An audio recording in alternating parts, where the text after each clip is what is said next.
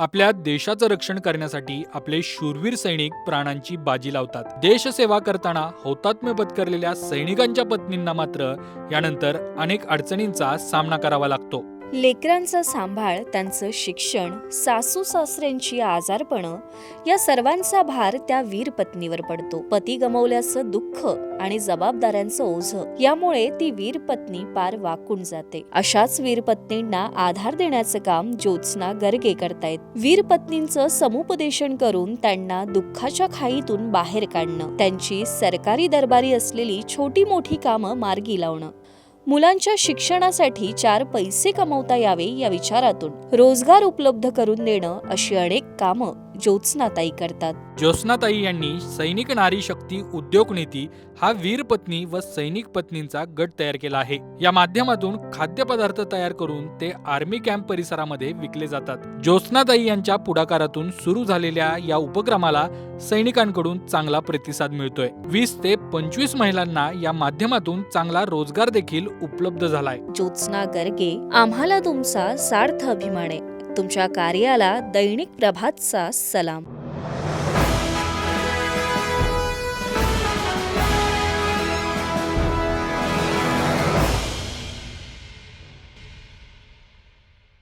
कुठल्याही युद्धाची कटू सत्यता ही भीषण शोकांतिका असते. आपल्या देशाच्या रक्षणासाठी, आपल्या देशाच्या सन्मानासाठी आपले सैनिक आपल्या प्राणाची बाजी लावत असतात. मात्र त्यांचे शहीदांच्या शहीद पत्नीचे जीवन खडतर होऊन राहते. त्यांची लढाई आयुष्यभर सुरूच असते आणि त्या एकाएकी निराधार ठरतात. तर अशा वेळी त्यांना मानसिक आधार, सामाजिक प्रतिष्ठा मिळवून देणे आणि त्यांच्या हक्काचे संरक्षण देणे हे महत्त्वाचे ठरते. नमस्कार, मी ज्योत्स्ना गर्गे. माझे पती ब्रिगेडियर हेरम गर्गे, ते आर्मी डेंटल कोरमधनं रिटायर झालेत. कारगिल युद्धाच्या काही वर्षानंतर मी शहीद पत्नींच्या संपर्कात आले. तेव्हा मला त्यांची दुःखद वार्ता ऐकली आणि माझ्या लक्षात आले की त्यांचे दुःख, त्यांच्या समस्या, त्यांचे संकट गंभीर आहेत. आणि तेव्हाच मी ठरवले की मी यांच्याबरोबरच काम करणार आणि मी यांच्यासाठीच काम करणार. माझी गरज इथे आहे. मग मी सैनिक नारी शक्ती संघटना ही सुरू केली आणि या संघटनेच्या अंतर्गत माझ्याशी संपूर्ण महाराष्ट्रातल्या महिला जोडल्या गेल्या आहेत. आणि हे संघटना फक्त त्यांच्या सशक्तीकरणासाठी आणि त्यांच्यामध्ये जागरूकता निर्माण करून त्यांना योग्य दिशेच्या वाटचालीचे मार्गदर्शन दिल्या जाईल. मला काही दिवस राहून असंही कळले की त्यांना भेडसावणाऱ्या त्यांच्या भविष्याची चिंता आणि समाजाची त्यांच्याकडे बघण्याची दृष्टी, ह्या सगळ्या भावनिक आंदोलनातून, या भावनिक विचारातून त्या सतत जात असतात. तर मी ठरवले की यांना स्वावलंबी बनवून यांचे स्वतंत्र व्यक्तिमत्व देऊन त्यांना सक्षम करणे, म्हणजेच आर्थिकदृष्ट्या त्यांना स्वावलंबी बनवणे. आणि काही महिलांना घेऊन, आता पाककला तर सगळ्या महिलांमध्ये असतेच, काही जन्मताच येते, कोणाला ती नंतर उपजते. तर मी अशा महिलांना घेऊन की ज्यांना गरज आहे आणि ज्यांना इच्छा आहे काम करण्याची, त्यांना घेऊन मी सैनिक नारी शक्ती उद्योग नीती ही संस्था स्थापन केली. ह्याच्यात आम्ही घरगुती वस्तू जसे की चकली, लाडू, शेव, शंकरपाळी, करंजी ह्या सगळ्या आम्ही बनवून ह्या आम्ही विक्रीला ठेवतो. तर सर्वात प्रथम दिवाळीत आम्हाला ह्याचा खूप चांगला रिस्पॉन्स मिळाला आणि इतके आमचे पदार्थ लोकांना आवडलेत की मला आवा आर्मी वाईव्ज वेलफेअर असोसिएशन ह्यांच्या प्रेसिडेंटकडनं मला इन्व्हिटेशन आलं आणि तिकडे त्यांनी आम्हाला ऑफर केली की तुम्ही तुमचे पदार्थ आमच्या सदन कमांड मैत्री कॉम्प्लेक्समध्ये ठेवू शकता.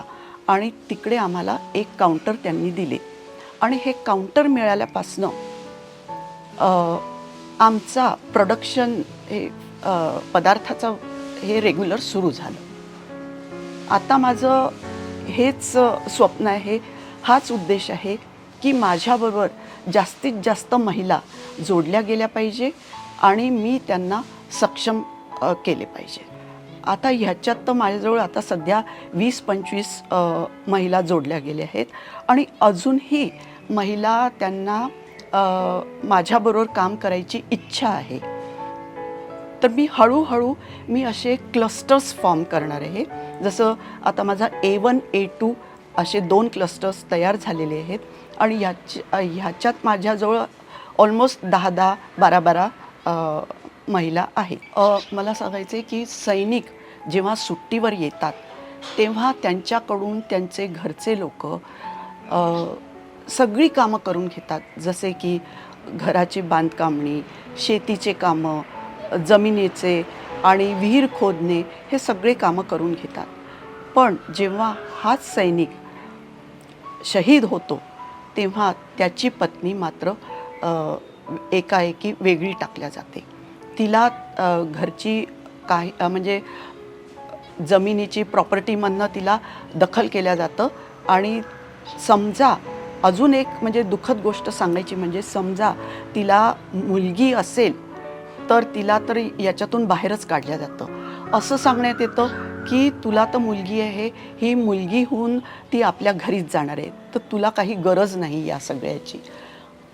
आणि असा लिंगभेद केला जातो. तर ह्याच्याकरता पण मी यांना वकील देऊन, सरकारी वकील देऊन ह्याच्याकरता पण मी लढा त्यांच्याबरोबर केलेला आहे.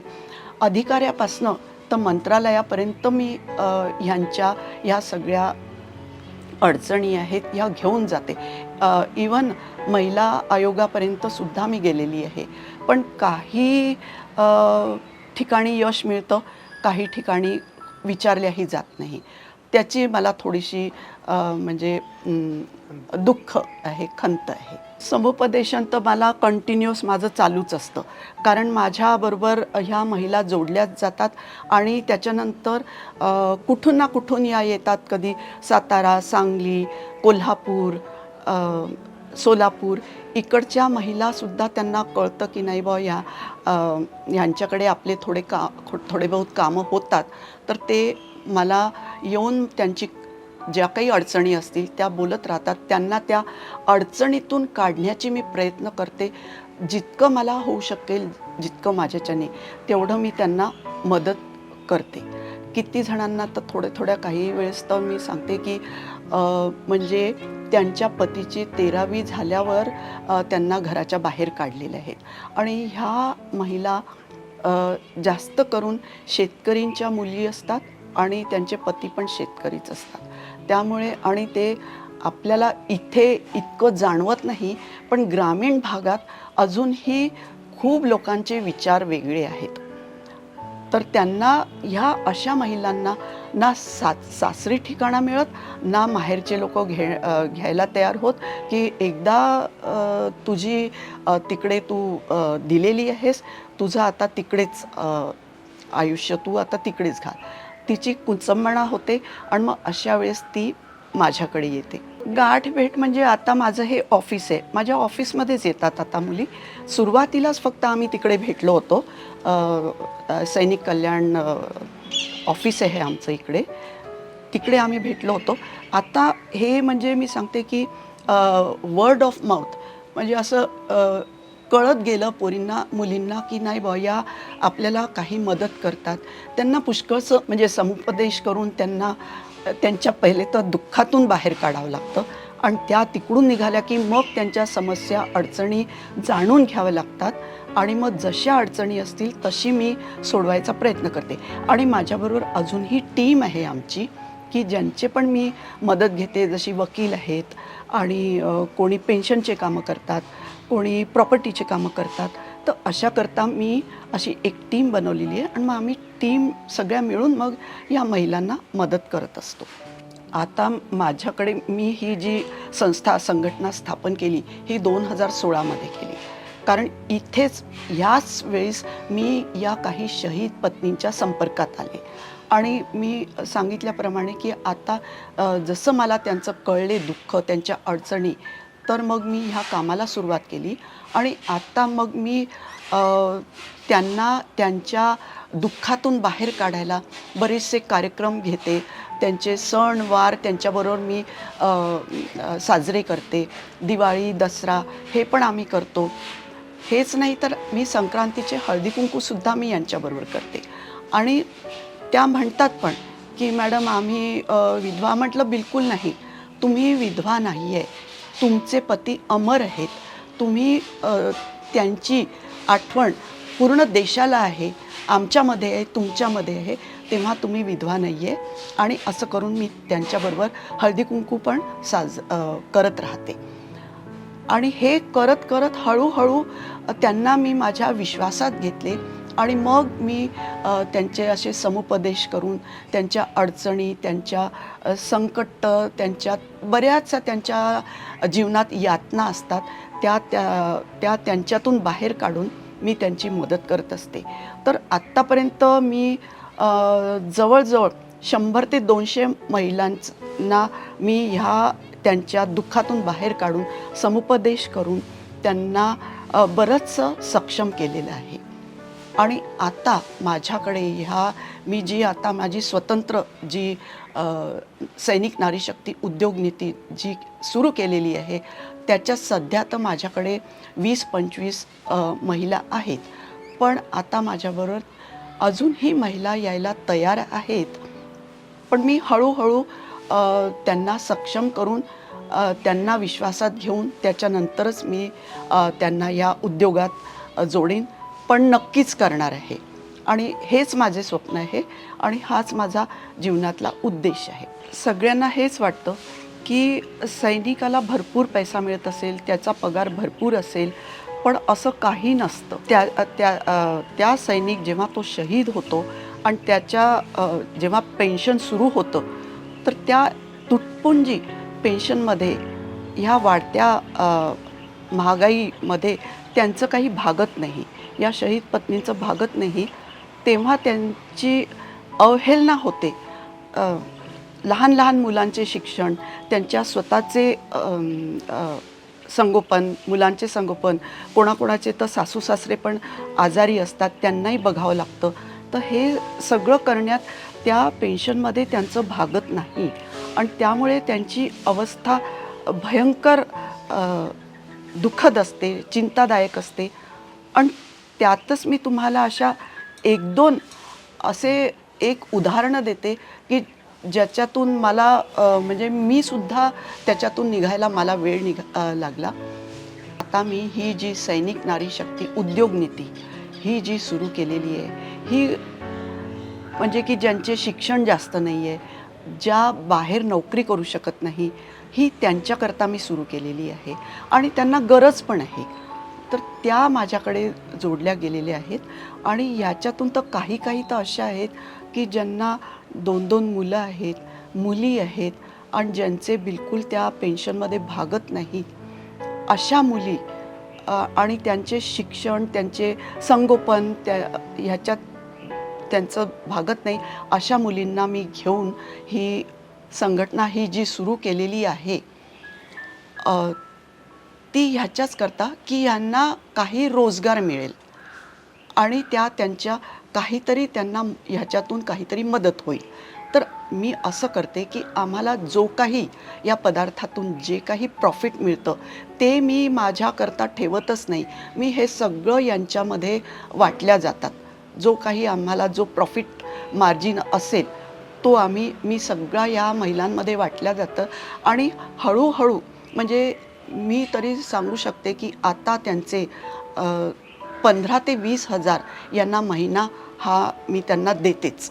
तर त्यामुळे त्यांना आता बरंचसं त्यांचं म्हणजे लाईफस्टाईल बदललेली आहे आणि त्या ह्याच्यातून म्हणजे खुश पण आहेत आणि त्यांना आता काम करायची इच्छा होते.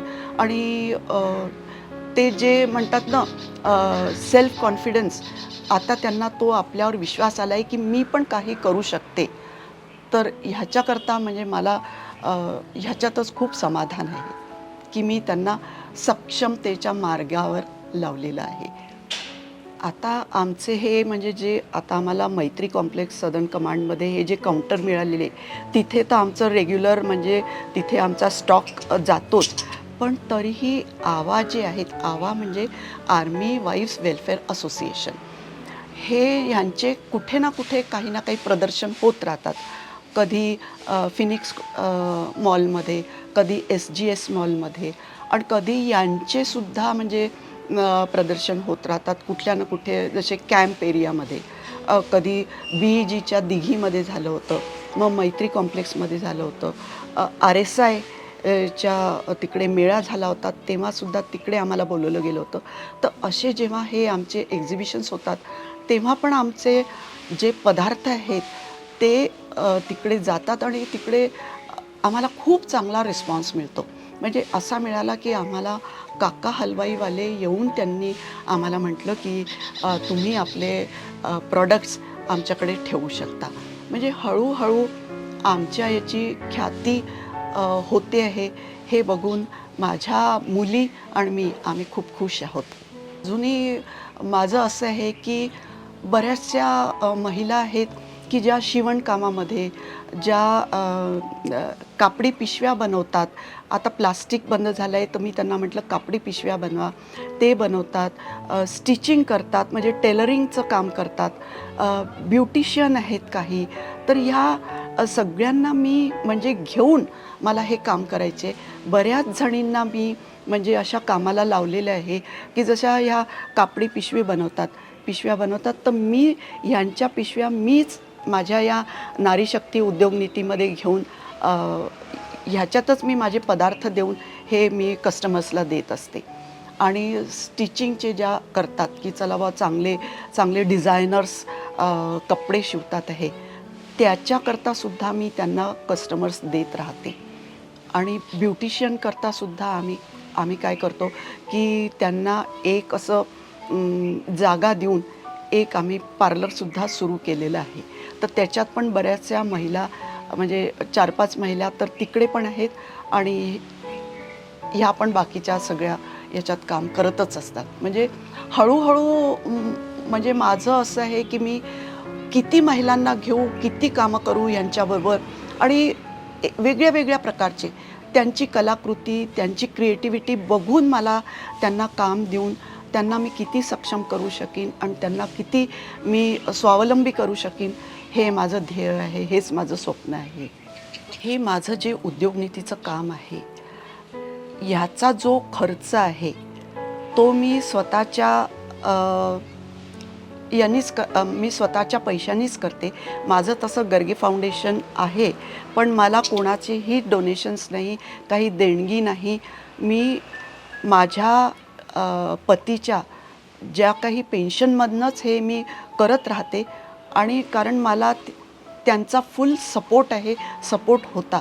कारण ते म्हणालेत की तुझं हे इतकं चांगलं काम आहे की तुला आता म्हणजे मी जितका देऊ शकतो, मी तुला जितकं मदत करू शकतो, मी तेवढं करेन आहे.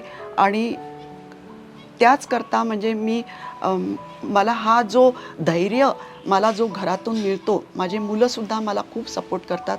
आणि ते म्हणतात ना की चॅरिटी बिगिन्स ॲट होम, तर तसं माझं आहे की मी घराचं सगळं करून मग मी हे बाहेरचे कामं करू शकते, कारण मला घरनं पूर्ण सपोर्ट आहे. आणि त्यामुळे मग मला असं वाटतं की मी ह्या सगळ्या महिलांना यांच्या दुःखातून, यांच्या अडचणीतून, यांच्या समस्यातून किती बाहेर काढू शकू, आणि मी काढण्याचा प्रयत्न करत आहे.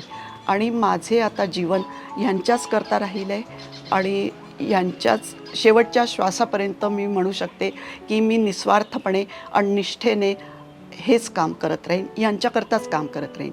कारण सैनिकच माझे पती सैनिक असल्यामुळे मला माहिती आहे की सैनिकांचं जीवन कसं असतं. आणि आपणही विसरायला नको की त्या सैनिकांच्या बलिदानामुळेच आपला देश आहे. आणि आपण इथे हे जे कार्यक्रम आपण हे साजरे करतो, दसरा, दिवाळी, होळी, हे आपण त्यांच्यामुळेच करतो. त्यामुळे आपण हे विसरायला नको. आणि माझं प्रत्येक भारतीयांना हेच सांगणं राहील आहे की आपण आजन्म त्यांचे ऋणी राहून त्यांचा सन्मान केला पाहिजे. जय हिंद.